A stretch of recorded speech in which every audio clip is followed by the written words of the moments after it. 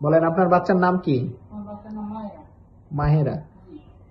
কতদিন বয়স বা কত মাস? 3 মাস বয়স। বাচ্চার কি সমস্যা হয়েছিল বলেন তো? জন্মগত পিছনে একটা ফোলা টিউমারের মতন হয়েছিল। এতে তো বাচ্চার কি কি সমস্যা হতো? কোনো সমস্যা ছিল? পায়ের শক্তি ঠিক ছিল?